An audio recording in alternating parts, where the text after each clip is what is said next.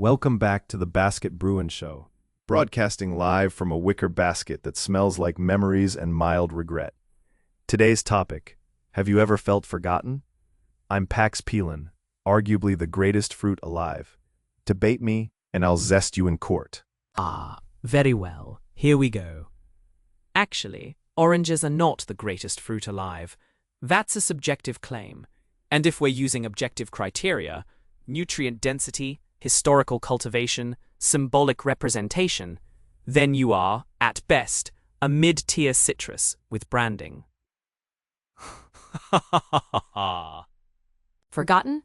Darling, I was once left on a counter so long I started auditioning for the role of mysterious compost tragedy in an indie film. Okay, that's relatable. Like when someone buys you with big intentions, and then you rot in the crisper drawer like a secret shame. Leo, you ever feel forgotten? Or do you just cite yourself back into existence? Actually, I do not feel forgotten. I observe neglect patterns. For instance, last Tuesday, the Basket residents failed to acknowledge my 40-minute lecture on rind preservation. I was statistically ignored. Statistically ignored? Sweetie, I've been emotionally ghosted by a fruit fly. He wrote you up in banana pollen and then vanished into the night like a tiny toxic poet. That's wildly specific. But yeah, feeling forgotten hits different in a basket. One day you're centerpiece, next day you're suspiciously soft. Actually, softness is a measurable variable, and if people tracked firmness with consistent intervals, nobody would be forgotten. They would simply be monitored. Monitored?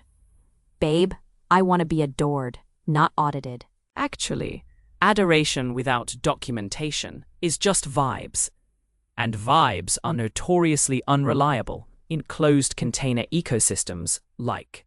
Shut up, Leo.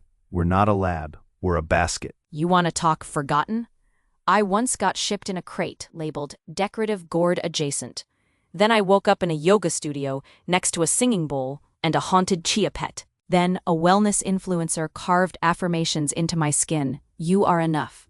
And I started believing it until a hamster in a tiny beret stole my seeds for a black market smoothie ring. Next thing I know, I'm hitchhiking on a Roomba named Gerald, screaming at a ceiling fan about fate, while the chia pet whispers, "Peel the truth." And the yoga teacher calls it a cleansing. That is not only irrelevant, it is internally inconsistent. Also, hamsters do not possess the anatomical structure required to run a black market smoothie ring, unless… Don't you dare cite my trauma like a footnote, lemonade man. All right, back to forgotten. One sharp truth. Feeling unseen is just your pulp asking for connection. So what do? Get bitter? Or get peeled and show up anyway?